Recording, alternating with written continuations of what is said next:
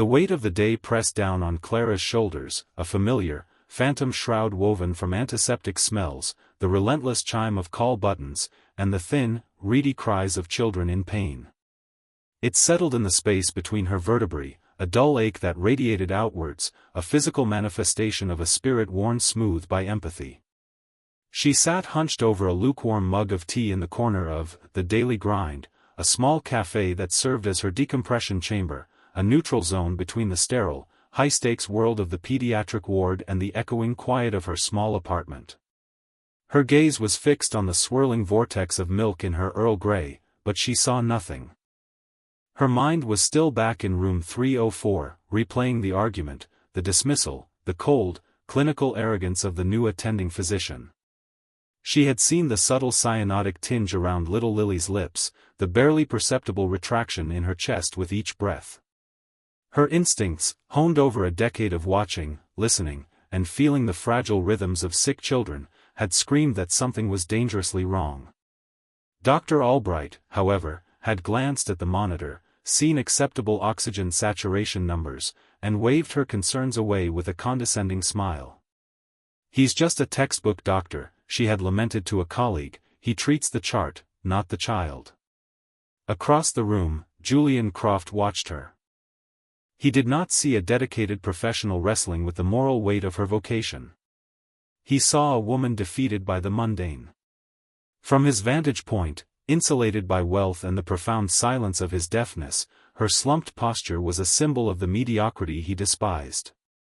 His world was one of sharp lines, efficient code, and measurable outcomes. Emotion was a variable to be controlled, a messy and inefficient algorithm. He had built an empire on logic, and the woman in the corner was a portrait of its antithesis, weary, sentimental, and, he presumed, unremarkable. He felt a familiar, bitter pang.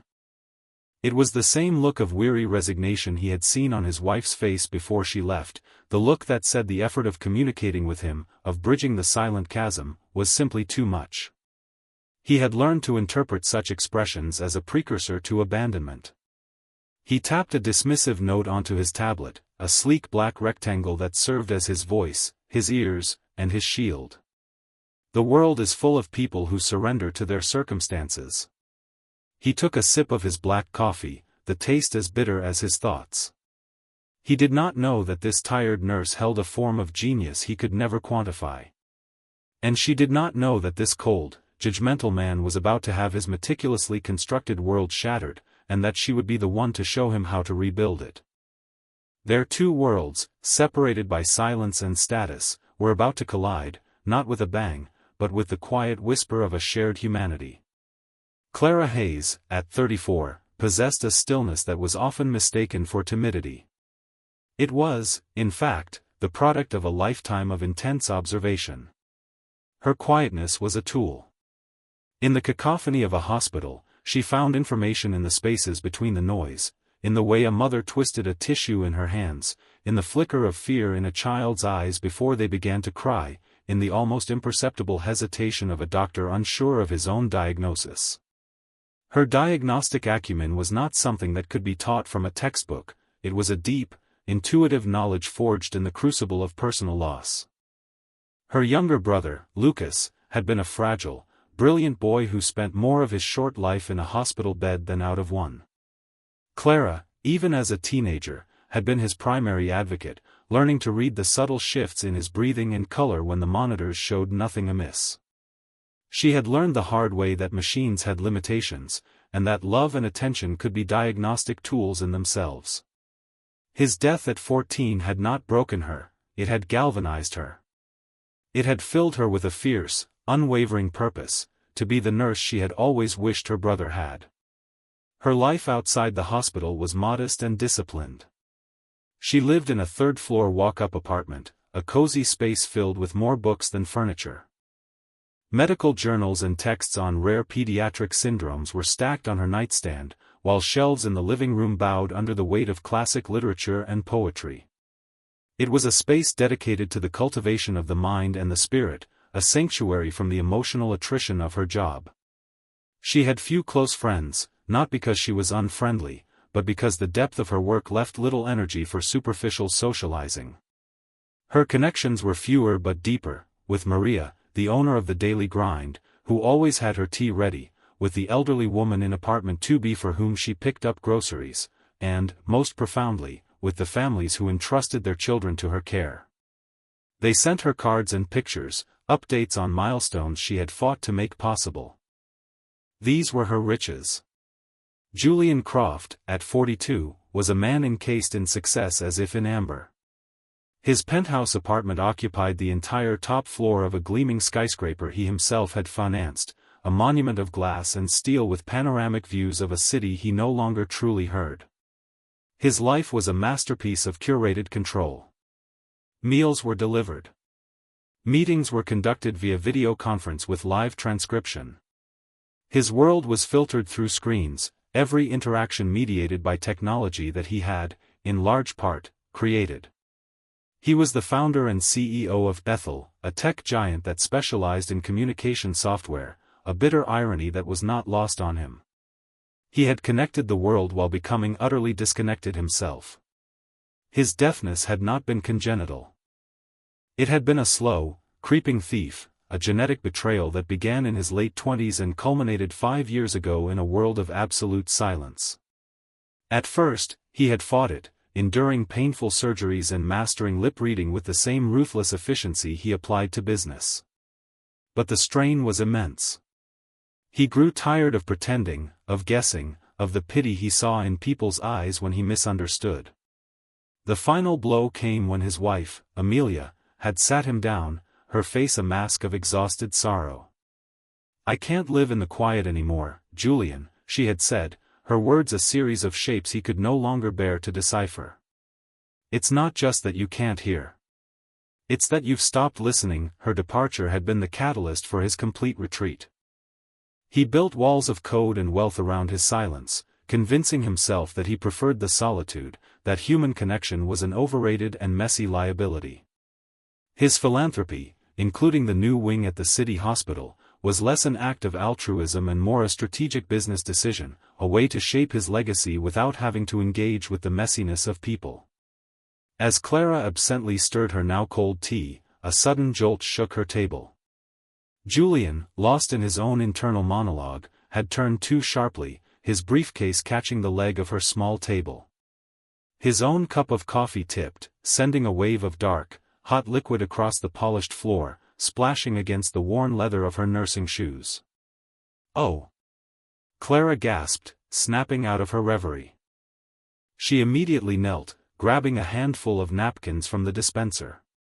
Julian froze, a surge of irritation and embarrassment washing over him. He hated public spectacles, hated any interaction that was not on his terms. He watched as the nurse, without a moment's hesitation, began sopping up the mess, her movements efficient and uncomplaining. She looked up at him, a small, reassuring smile on her face, as if to say, "It's no problem." His immediate, conditioned response was transactional. This was a service rendered. It required payment. He reached into his wallet, pulled out a crisp $50 bill, and held it out to her, his expression a flat, dismissive mask. The gesture was meant to end the interaction swiftly and cleanly. Clara paused, her hand still holding the sodden napkins. She looked at the money, then up at his impassive face. For a moment, a flicker of hurt crossed her features. He was not offering to help, he was trying to buy his way out of a simple, shared accident. He was treating her like a servant. But then, the hurt was replaced by a familiar wave of empathy. She saw the tension in his jaw, the way his eyes darted away, avoiding her gaze. He wasn't being cruel, he was being defensive. He was armored. She gently shook her head, pushing his hand away with the slightest touch of her fingers. She pointed to the spill, then to herself, then gave a small shrug and that same, simple smile. She finished wiping the floor, deposited the napkins in the bin, and returned to her seat without another glance, leaving Julian standing there, the $50 bill still held foolishly in his hand. He felt a strange, unfamiliar sensation. It was a complex mixture of shame and profound curiosity. No one refused his money. No one treated him with such simple, unadorned grace. His gesture of dismissal had been met not with offense, but with a quiet dignity that completely disarmed him. He sat back down, his coffee forgotten, his tablet dark. He put the money away, feeling its crispness as an indictment. For the first time in years, someone had managed to breach his walls, not by shouting or demanding, but by quietly refusing to play by his cynical rules. He found himself watching her again, but this time, his judgment was gone, replaced by a single, burning question: who was this woman? The question lingered long after he returned to the sterile silence of his penthouse. It became an obsession, a complex problem that his logical mind needed to solve. The next day, and the day after that, he found himself back at the daily grind at the same time, a powerful man orchestrating his schedule around the tea break of a pediatric nurse. He told himself it was an intellectual exercise, a study in human anomaly. He sat in his usual corner, hidden behind his tablet, but he wasn't working. He was observing. He saw her come in each afternoon, the weariness of her shift etched on her face, but he saw now that it was not defeat. It was the honorable exhaustion of a soldier returning from a noble battle.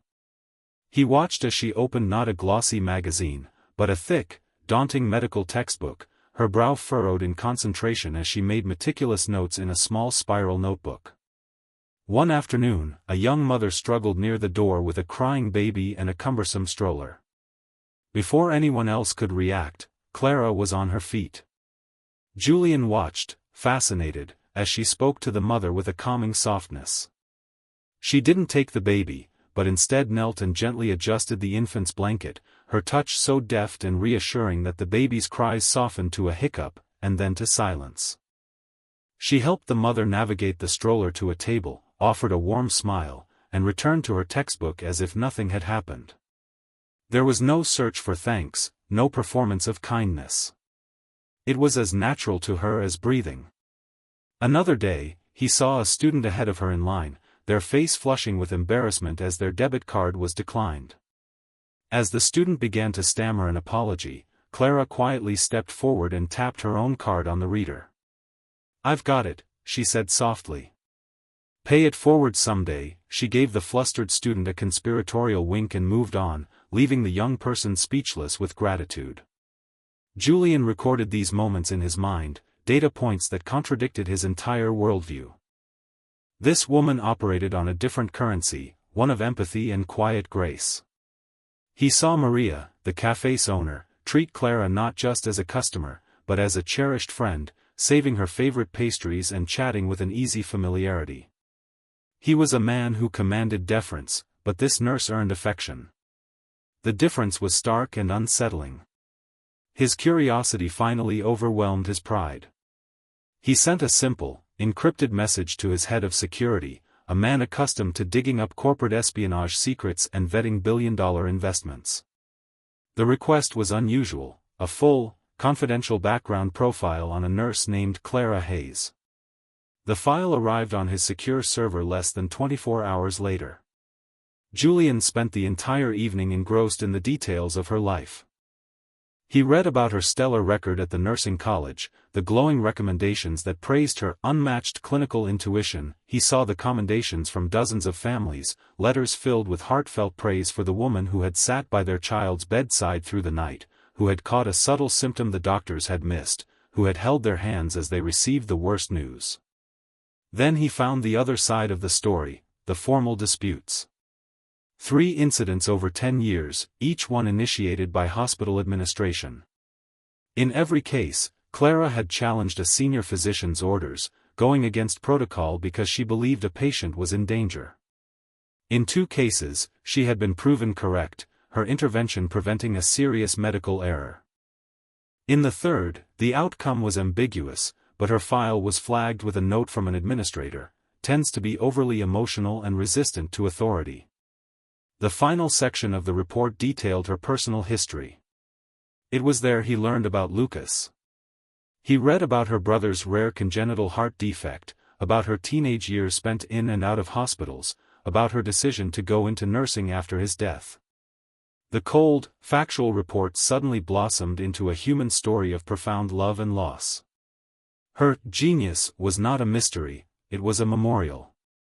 Her fierce advocacy was not insubordination, it was a promise to her brother, kept over and over again for other people's children. Julian leaned back, the light from his monitor casting a blue glow on his face. The file was closed, but the story was open, laid bare before him. The tired woman in the cafe was not unremarkable, she was extraordinary. She was a warrior, armed not with arrogance and power, but with a quiet, unshakable integrity. And Dr. Albright's condescending dismissal, which she had mentioned to her colleague in a hushed tone he'd seen but not heard, was not just a professional disagreement, it was a dangerous act of hubris. Julian felt a cold knot of apprehension form in his stomach. He was the primary benefactor of that very hospital. He was, in a way, Albright's boss. The crisis, when it came, was swift and merciless. Julian was at the hospital for a press conference, a tedious but necessary affair to officially open the Croft Advanced Technology Wing. He stood on a small dais, flanked by the hospital administrator and a beaming Dr. Albright, who had been chosen to represent the medical staff. Julian delivered his pre-written speech via a large screen, the words appearing in perfect, sterile text as an announcer read them aloud. It was a performance of philanthropy, a carefully managed photo opportunity. As the applause faded, a frantic voice cut through the air. Code Blue, Room 304. Code Blue, Pediatric ICU. Clara's room. Lily's room. The name meant nothing to Julian, but the sudden panic was palpable. The administrator's smile froze. Dr. Albright, his face paling, muttered an apology and sprinted down the hall. Driven by a morbid curiosity and that cold knot of apprehension, Julian followed, his security detail trailing uselessly behind him. The scene in room 304 was controlled chaos. Little Lily, a girl with wide, frightened eyes and pigtails, was thrashing on the bed, her small body convulsing. A cacophony of alarms blared from the monitors, a symphony of impending disaster. Albright was at the bedside, shouting orders. She's in V-fib. Push 1 milligram of AP. Get the paddles charged to 100. A resident, his face slick with sweat, hesitated. Doctor, her potassium was high on the last panel, could this be hyperkalemic? Just push the epinephrine. Albright roared, his voice tight with panic. He was following the textbook, the standard ACLS protocol, but it wasn't working. With every intervention, the girl's condition seemed to worsen, her heart rhythm degrading on the screen into a chaotic, deadly scribble. At that moment, Clara appeared in the doorway. Her shift had just ended, and she was in her street clothes, her worn nursing shoes on her feet. She had heard the code and her heart had seized. She took in the scene in a single, sweeping glance, the girl's specific pattern of seizure, the dusky color of her skin despite the oxygen mask, the monitor's frantic waveform, Albright's panicked expression. Her blood ran cold. She knew what it was. She had seen this once before, years ago, a rare paradoxical reaction in a child with an undiagnosed channelopathy. The epinephrine, the standard treatment, was acting like gasoline on a fire. "Stop," she cried, her voice cutting through the noise with an authority that stunned the room into a momentary silence. Albright turned, his face a mask of fury. "Nurse Hayes? What are you doing here? Get out. This is my patient." "You're killing her," Clara said, her voice low and trembling with urgency. "It's not standard V-fib. Look at the T waves, they're polymorphic. It's a channelopathy. The epinephrine is making it worse. You need to push magnesium sulfate and calcium chloride. Now. That's absurd. It's against all protocol." Albright sneered, turning back to the patient. "Charge to 150. Julian stood in the doorway, invisible to the frantic medical team. He saw it all. He saw Albright's ego, his blinding adherence to a protocol that was failing. He saw the certainty in Clara's eyes, the same quiet, observant confidence he had seen in the café. He saw her history laid out in this single moment, the resistance to flawed authority, the fierce advocacy, the ghost of her brother Lucas standing right beside her. All his life, he had trusted systems, data, and credentials. But the system was failing. The man with the credentials was panicking. The only person in the room who seemed to know what was happening was the woman he had dismissed as unremarkable. In that instant, Julian Croft had to make a choice. Trust the machine of modern medicine, or trust the human heart. He stepped forward into the room. Every head turned. The billionaire benefactor's presence was a shockwave. He ignored Albright. He looked directly at Clara, his gaze intense. Then, he pointed a finger at her, a clear, sharp gesture of designation. He swung his hand toward Albright and the rest of the team and made a cutting motion across his own throat, followed by a clear, forceful point back at Clara. His meaning was unmistakable, a command delivered in the pure, unambiguous language of gesture: stop. Listen to her. Albright stared, slack-jawed. Mr. Croft, I am the attending physician. Julian's face was granite. He held his gaze, unblinking, and pointed at Clara again, his expression leaving no room for argument. The power in the room had shifted.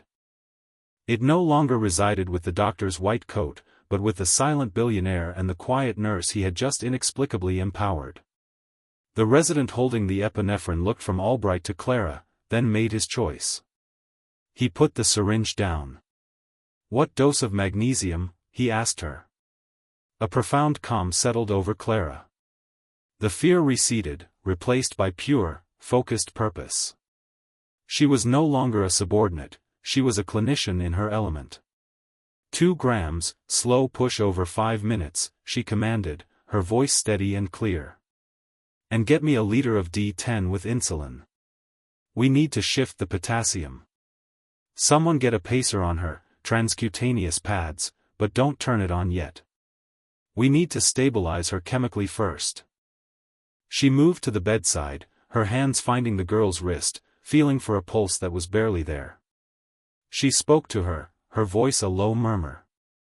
It's okay, Lily. It's okay, sweet girl. We're right here. Just hold on. The team, including a humbled and silent Albright, moved with a new, fluid efficiency under her direction. They were no longer following a rigid protocol, they were responding to the intuitive, dynamic command of a true master. As the magnesium sulfate infused into the girl's vein, the chaotic rhythm on the monitor began to organize. The violent scribbles softened, coalescing into a slower, more regular beat. The color began to return to Lily's face. By the time the hospital's chief of cardiology burst into the room, Lily's heart was in a stable sinus rhythm. The cardiologist, a man with decades of experience, took one look at the monitor, at the empty magnesium vial, and at Clara. He knew exactly what had happened. He looked at Albright, whose face was ashen. Who ordered the mag? Silence. Then, the young resident spoke up. She did, sir, he said, nodding toward Clara. Nurse Hayes. She diagnosed a polymorphic VTE secondary to a suspected channelopathy. The chief's eyes widened. He looked at Clara with a newfound respect that bordered on awe. In 30 years, he said slowly, I've seen that presentation twice. You saved this girl's life, nurse. Your instincts were impeccable. The vindication was immediate and absolute. Later that afternoon, in an emergency board meeting, the hospital administrator tried to frame the incident as a successful team effort. Dr. Albright, attempting to salvage his career, began to explain how he had considered alternative diagnoses. Julian, sitting at the head of the table, had heard enough. He held up a hand for silence. His personal assistant stood and cleared his throat. Mr. Croft has prepared a statement, he announced. The room fell silent. Julian typed on his tablet, and the words appeared on the large screen behind him. Today I did not witness a team effort. I witnessed a catastrophic failure of ego, and a heroic act of courage. I saw Dr. Albright repeatedly dismiss the valid concerns of his staff. I saw him freeze and apply a failing protocol while a child's life hung in the balance. And I saw Nurse Clara Hayes, with no formal authority, with nothing but her knowledge and her courage, step in and save that child. He paused his typing, his steel-gray eyes sweeping across the room, landing on Albright, who seemed to shrink in his chair. Ethel's philanthropic partnership with this hospital is contingent on a culture of excellence and patient safety. That culture failed today. Therefore, I am announcing the formation of a new, fully funded initiative, the Croft Center for Patient Advocacy and Intuitive Diagnostics. Its purpose will be to train medical staff to look beyond the charts and listen to their patients, and to each other. It will be a center that champions the very skills that were dismissed in Nurse Hayes, and which proved to be the most valuable asset in this hospital. My funding is contingent on one thing: Nurse Clara Hayes will be its director. The room was stunned into silence.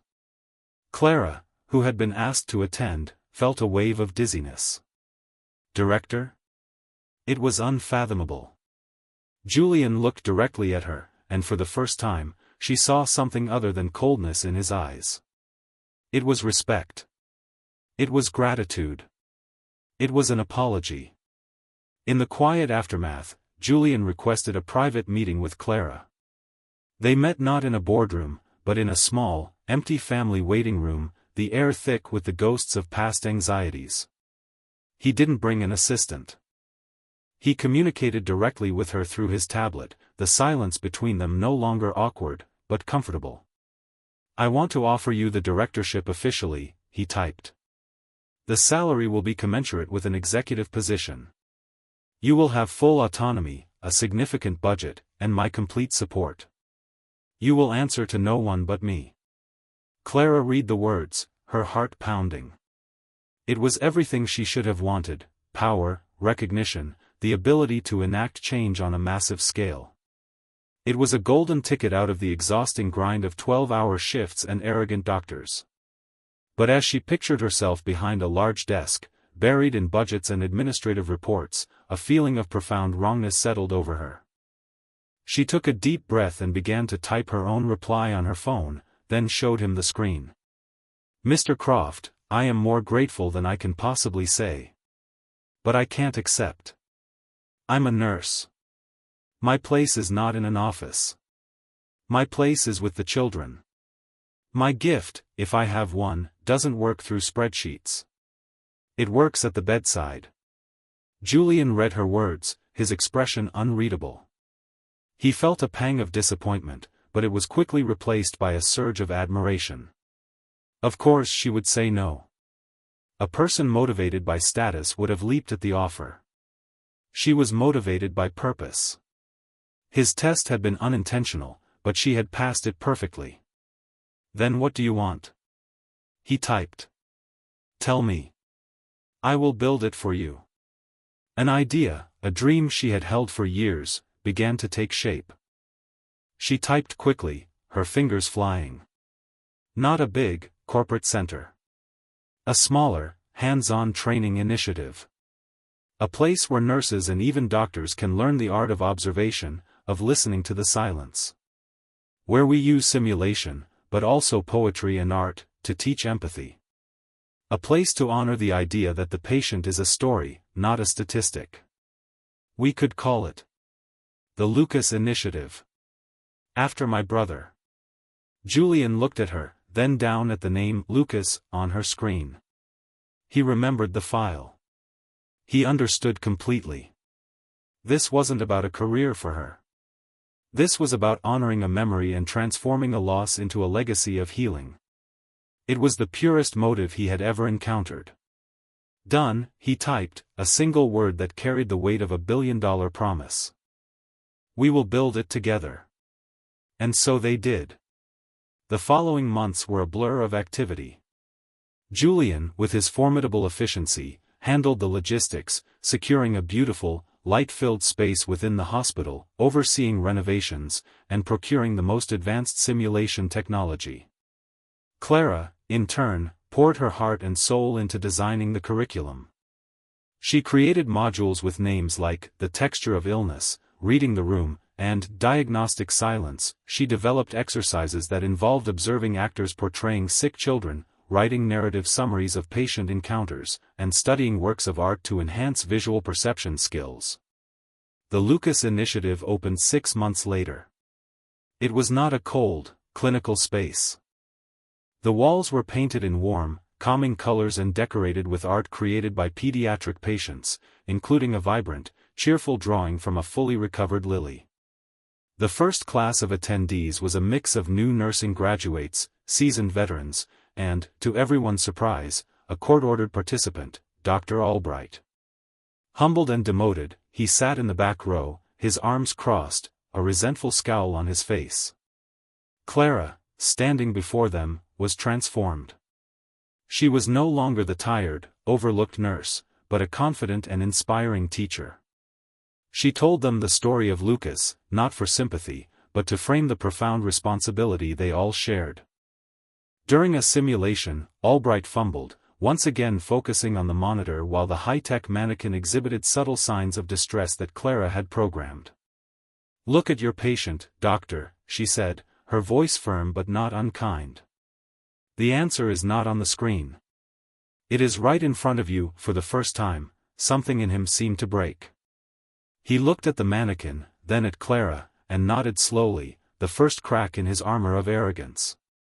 Julian became a frequent visitor to the initiative. At first, he came as a benefactor, observing from the periphery. But soon, he found himself drawn in. He sat in on Clara's classes, watching her teach. He, a master of communication technology, was learning a new language from her, the language of the human heart. He learned to find comfort in the quiet, not as a void, but as a space for observation and connection. Clara, noticing his interest, began teaching him basic sign language, and he, in turn, equipped the center with technology that instantly transcribed her lectures for him. Their partnership evolved, deepening into a friendship built on a bedrock of mutual respect and shared purpose. A year passed. The Lucas Initiative was a resounding success. Hospital-wide patient satisfaction scores had soared, and preventable medical errors had dropped by a remarkable 30%.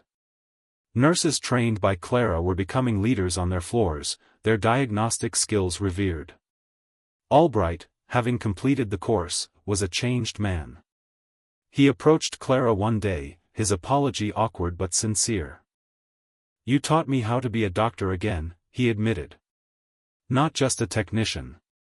2 years after their first meeting, Julian and Clara sat at the same corner table in the daily grind. The café was the same, but they were different. The weary tension in Clara's shoulders was gone, replaced by a relaxed confidence. The cold, guarded mask Julian wore had melted away, revealing a warmth and an easy smile. He no longer hid behind his tablet, it lay face down on the table. They communicated with a comfortable mix of sign language, gestures, and a simple app on Clara's phone. He had just returned from a trip, finalizing the launch of a second Lucas Initiative in another state. He told her about the eagerness of the new staff, the hope in their eyes. She smiled, a genuine, radiant smile. "Lucas would have loved this," she said, her voice soft. "He would have loved you." Julian felt a warmth spread through his chest that had nothing to do with the coffee. He reached across the table, not with a $50 bill, but with an open hand. He tapped her hand gently to get her attention. Then, he made a simple sign, one of the first she had ever taught him. A closed fist held over his heart, then opened, palm up, as if offering its contents. The sign for gratitude. But the look in his eyes, the gentle curve of his smile, gave it a second, deeper meaning. Clara's fingers intertwined with his. In the comfortable silence of the café, surrounded by the mundane chatter of life, they sat together, two people from different worlds who had found a common language. They had discovered that the deepest chasms, whether of silence, status, or sorrow, could be bridged. It did not require a grand gesture or a technological marvel.